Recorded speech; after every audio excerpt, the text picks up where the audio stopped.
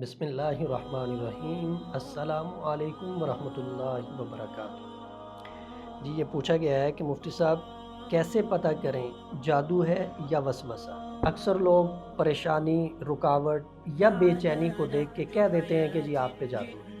लेकिन याद रखें कि हर मसला जादू की वजह से नहीं होता, हर बीमारी जादू की वजह से नहीं होती।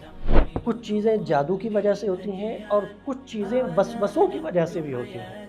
कुरान पाक में अल्लाह रब्बुल इज़्ज़त फरमाते हैं, अल्लज़ी युवस्विसु फ़ी सुदूरिन नास, जो लोगों के दिलों में वसवसे डालते हैं। शैतान इंसान के दिल दिमाग के अंदर वसवसे डालता है। शैतान इंसान को अपनों से भी दूर करता है और खालिक से भी दूर करता है। तो वसवसे अलग चीज़ है और जादू अलग चीज़ है। अचानक आपको परेशानी का सामना हो रहा है और बहुत दफ़ा हो रहा है। अचानक से आपको नुकसान होना शुरू हो गया है, 1 2 4 दफ़ा नहीं, बार बार नुकसान हो रहा है। अचानक से आप बीमार होना शुरू हो गए हैं, इलाज करवा रहे हैं लेकिन आपको फ़ायदा नहीं हो रहा। तो ऐसी सूरत में जादू होगा। आप किसी अच्छे मुआलिज से तशख़ीस करवाएं, आपके ऊपर जादू होगा। हाँ, अगर आपका दिल घबरा रहा है, आपका दिल दिमाग किसी और तरफ जा रहा है, खौफ आ रहा है, आप अमन महसूस नहीं कर रहे, आपको मतली और कह की शिकायत हो रही है, तो ऐसी सूरत में वसवसा होता है। वसवसा और जादू इन दोनों का अलग अलग इलाज है।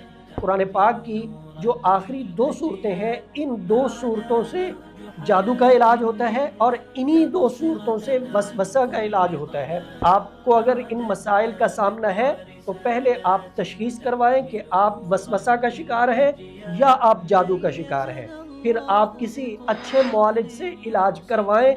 अगर नहीं करवाना चाहते तो उससे पूछ लें कि मुझे ये मसला है, ये मर्ज़ है, मैं इसके इलाज के लिए क्या वजीफ़ा करूं, क्या अमल करूं। वो आपकी मर्ज़ के मुताबिक आपको वजीफ़ा बताएगा, अमल बताएगा, उससे अल्लाह रब्बुल इज़्ज़त की ज़ात आपको शिफा अता फरमाएंगे। याद रहे कि अपनी तरफ से ना तो अपनी कोई तशख़ीस करके ज़हन कायम करें और नहीं उसके मुताबिक अमल तलाश करके आप अमल करके ख़ुद को ठीक करने की कोशिश करें।